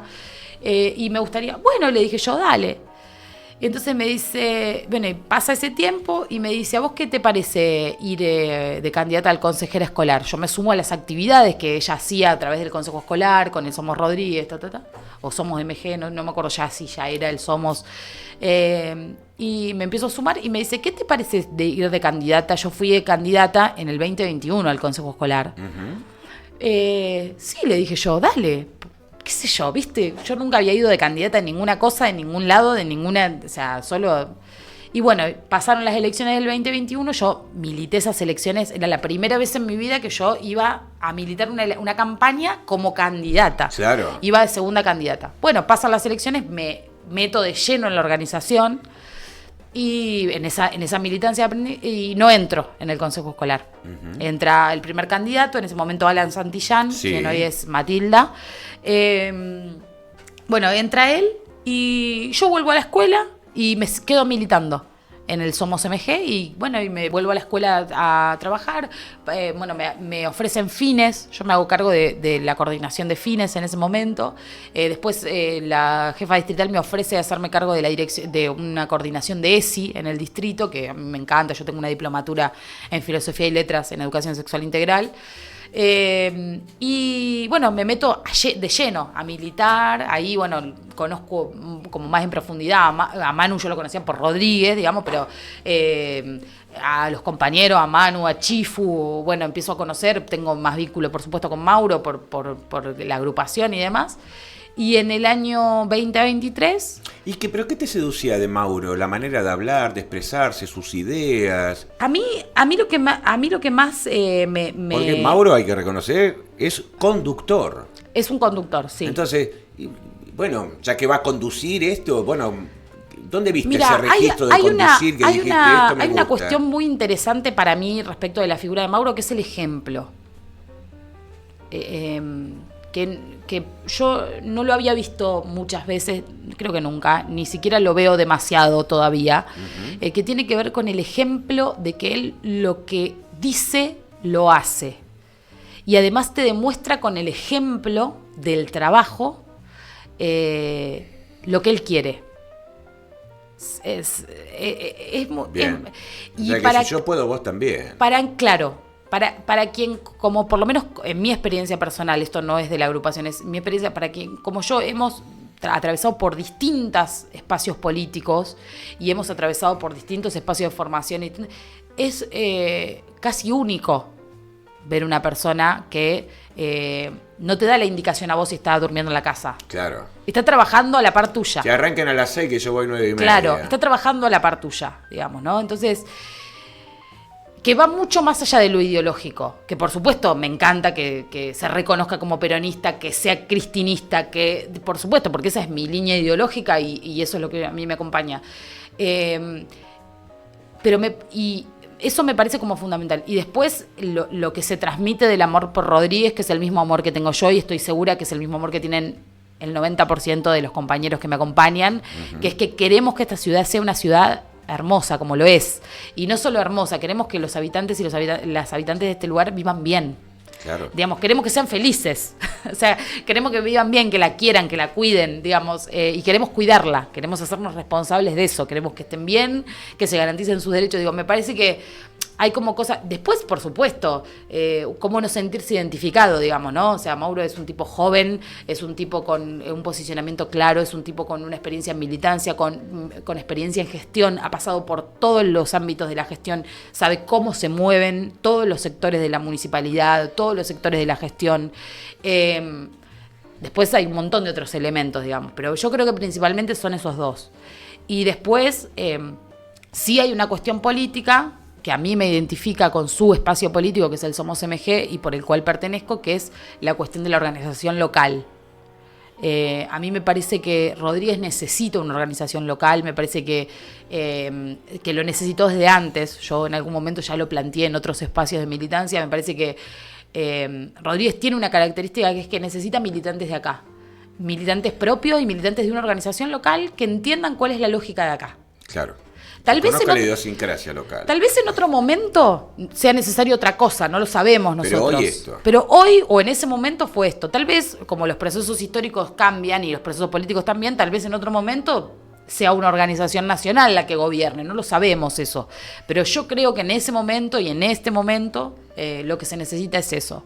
Y después, bueno, la cuestión territorial que plantea Mauro y la cuestión de estar cerca del vecino y de la vecina. Nosotros, desde todas las áreas y de todos los espacios y desde la militancia, atendemos vecinos y vecinas todo el tiempo, sin parar. O sea, tenemos abiertas nuestros teléfonos, nuestras puertas, de nuestras oficinas, de nuestros lugares, o sea, todo el tiempo, porque eso es lo que queremos. Y a mí eso me encanta, a mí estar cerca del vecino, de la vecina y del trabajo. El trabajo, o sea, no hay un día. Hoy, mientras yo estoy acá sentada, mis compañeros están en una plaza desde las 10 de la mañana ofreciéndole aptos de salud, garrafas sociales, juegos para los chicos, formaciones didácticas, información sobre los animales. O sea, todos mis compañeros están en este momento un sábado en una plaza, un barrio, trabajando para que el vecino y la vecina estén un poco mejor. Y otro día anterior fueron otros compañeros a arreglarle la plaza, a pintar la vereda, y todos los que están ahí trabajan como desquiciados toda la semana, y hoy están ahí. Y ad honorem. Y ad honorem. Que es lo más interesante, por el honor. Total, ¿no? Por el amor que le tenemos a esta ciudad. Definitivamente. Y bueno, pero cuando apareces en la lista... Sí.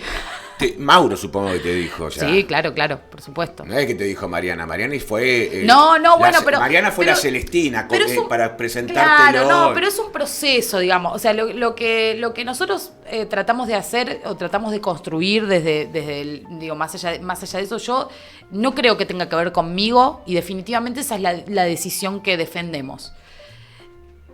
Es un proyecto político. Yo soy parte de un proyecto político. No me eligen a mí porque yo soy la mejor de las mejores. Hay cantidad de compañeros y compañeras de educación mejores que yo, muchísimo más capacitados, más jóvenes. No coincido, pero bueno. Más jóvenes que podrían ocupar el lugar. El lugar en una lista es un lugar en una lista. Nada más que un lugar en una lista. O sea, no es necesario, digamos, hacer demasiado... Venite que necesito que me... Listo, no hay muchas más explicaciones que dar. Me necesitas acá, te necesito acá. Me necesitas acá. Nosotros creemos en el proyecto político que tenemos. Para nosotros era lo mismo. Cuando se armó y de ahí viene el respeto hacia la conducción. Por supuesto. El conductor me puso acá. Por supuesto. Nosotros no tenemos duda de que eso es así, no lo cuestionamos, pero además porque creemos en el proyecto político que encarna. No es solo porque es la conducción.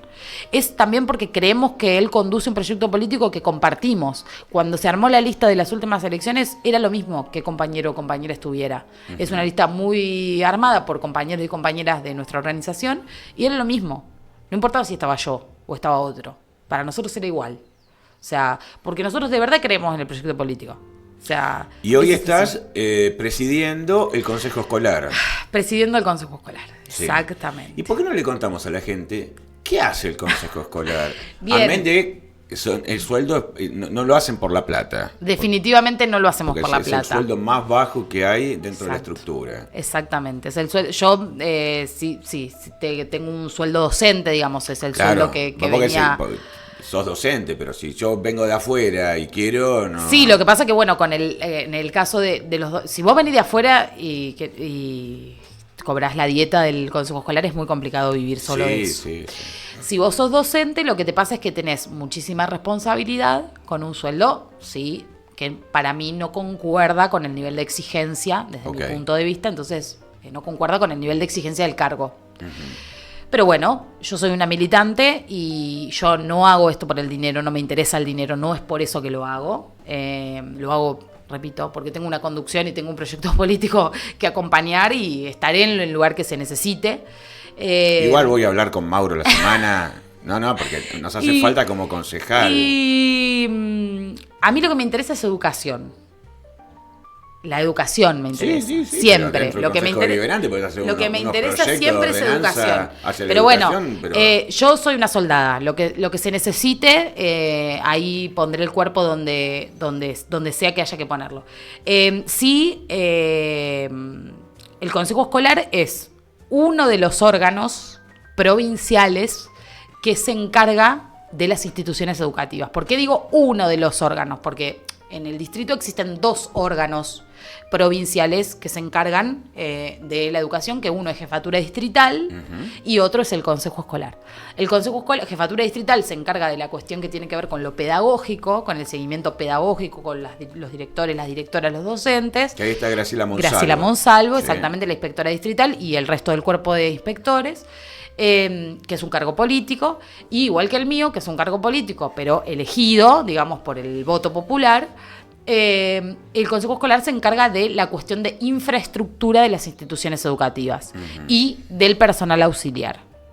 A grandes rasgos, nos encargamos de un montón de otras cosas, jubilaciones, seguros, transportes, bueno, a grandes rasgos, Le ¿no? dan una mano a las cooperadoras. Cooperadoras escolares, bueno, sí, exacto. O sea, tenemos, pero digamos como que son subtemas, digamos, dentro de la cuestión. ¿Cae sobre ustedes lo que es la parte de la infraestructura? Todo. Todo lo de infraestructura. Hacer la hermeticidad. Todo, hermeticidad. Hermeticidad de lo que son los caños de gas. Todo recae sobre nosotros. Nosotros tenemos un presupuesto compartido. ¿Por qué lo digo compartido?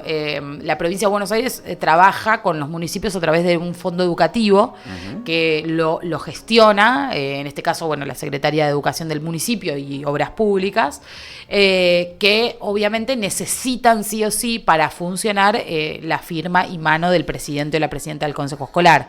O sea que nosotros en realidad manejamos dos formas o dos lineamientos, que uno es lo que se trabaja de infraestructura dentro del Consejo Escolar y otro es lo que se trabaja de manera tripartita, digamos, con el municipio, ¿no? Entonces, bueno, somos como un órgano intermedio, digamos, ¿no? Así que, bueno, es un poco eso. Sí. No, estaba pensando que ahora va a asumir un muchacho que creo que no es docente y si piensa vivir de esto, que se ponga, que labure en un kiosquito a la noche, porque no va a llegar. Es difícil, sí. No. Sí, ahora, bueno, posterior a las elecciones, asumen Noelia Bernasconi, sí, que es compañera de Nuestra Fuerza, compañera docente de educación física, igual que Mauro. Una grosa total, ella mucha experiencia docente, es psicóloga también. Mucha experiencia docente, formada hace muchísimos años, es profe de 501, hace muchos años que trabaja con discapacidades, así que estamos muy contentos de que Noé se sume al equipo del Consejo Escolar, la verdad que es una grosa total.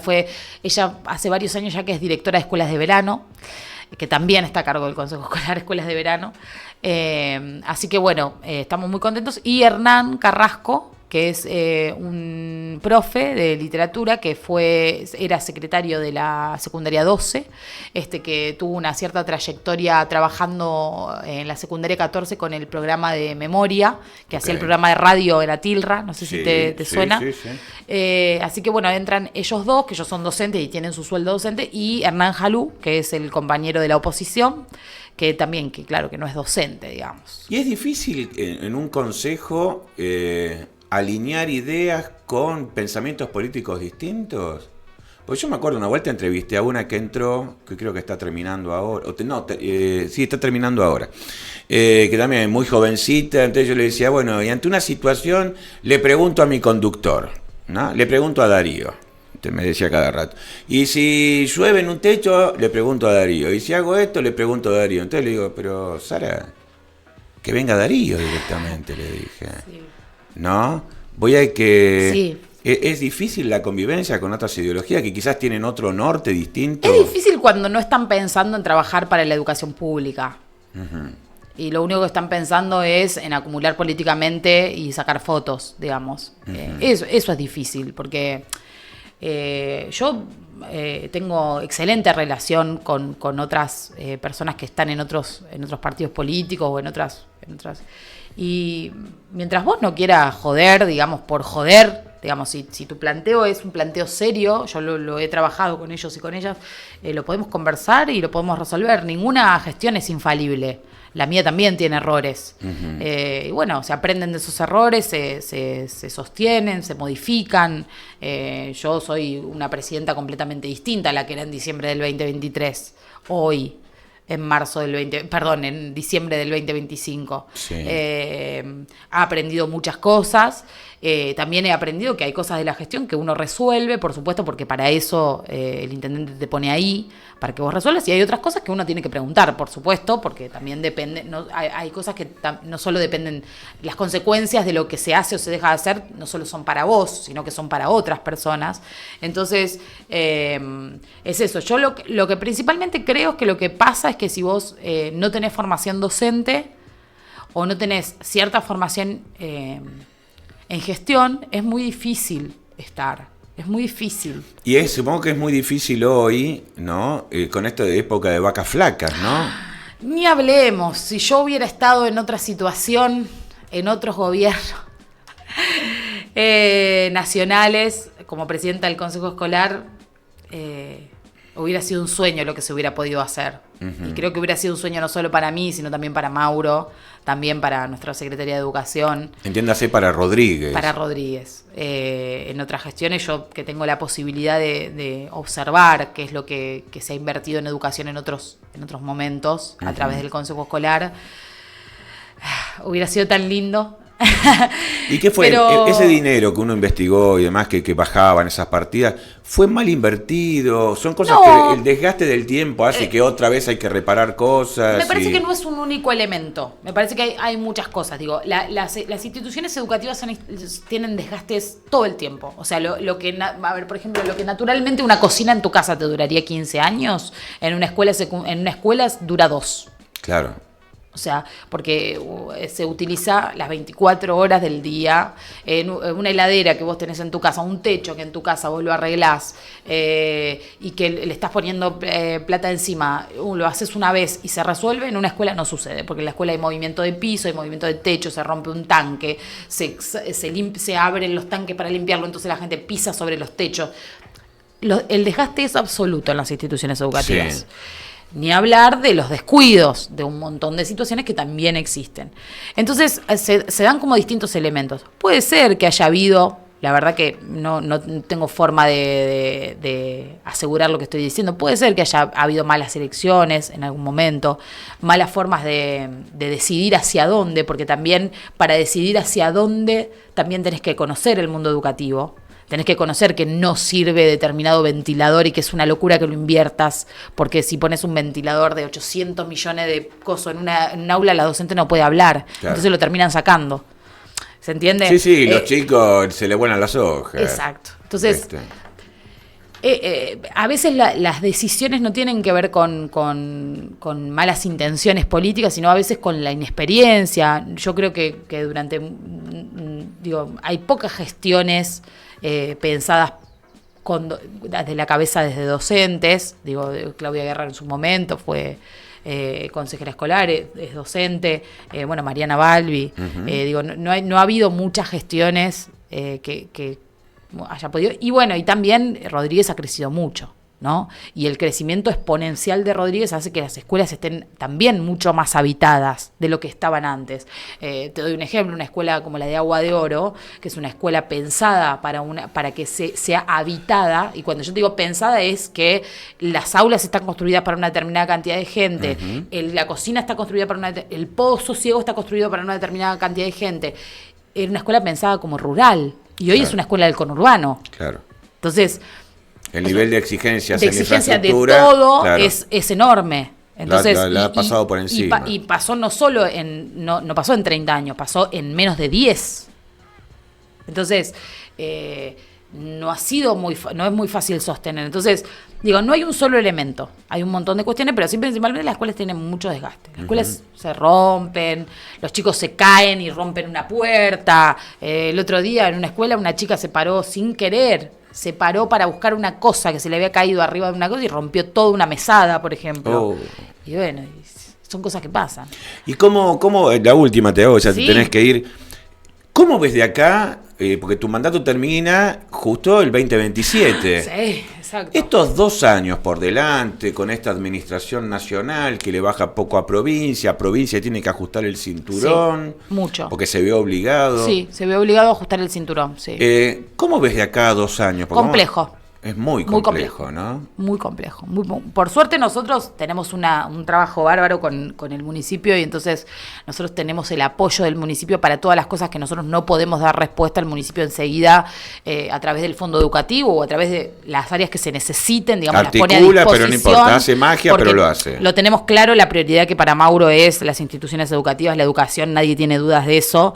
Entonces siempre está a disposición de que yo le planteo cualquier cosa y él me dice, quédate tranquila, decime cómo lo podemos resolver o cómo podemos hacer o en qué te puedo ayudar, decime cómo, de qué manera, y siempre para mí eso es como una garantía, ¿viste? Porque vos sabés que siempre tenés a alguien que te está acompañando, apoyando desde la gestión, ¿no? Pero muy difíciles, van a ser años muy difíciles. Sí, bien. Muy difíciles. Estamos trabajando mucho con cooperadoras para que las mamás y los papás de la cooperadora nos den una mano, nos ayuden, sean parte de esta cuestión de cuidar las instituciones educativas, pero se vienen años de muy poca inversión, muy difíciles y las escuelas necesitan mucho. Sí, por este desgaste lógico del que hablábamos, mucho. ¿no? Necesitan mucho. Bien. ¿Te quedó algo por contarnos? No. ¿Pasar algún chivo? No tengo ningún chivo para pasar. No, la verdad que no. Bien, lo único que sí es, acuérdense, los que están escuchando, que estamos atravesando la fiesta de la frutilla. Sí. Bien, perfecto. Que ayer hubo toda una cuestión con el tema de la lluvia y demás, pero a partir de hoy y mañana están todos los escenarios y demás, así que si quieren pasar a darse una vuelta, a tomar algún daiquiri de frutilla, que también hay, o a comer algo, está bueno. Está bueno. Bárbaro. Gracias, bueno, gracias a vos. Vamos a un temita musical. Gracias, una gran visita. Muy agradable todo lo que contaste, Y seguimos, que el último bloque me van a tener que fumar a mí solito.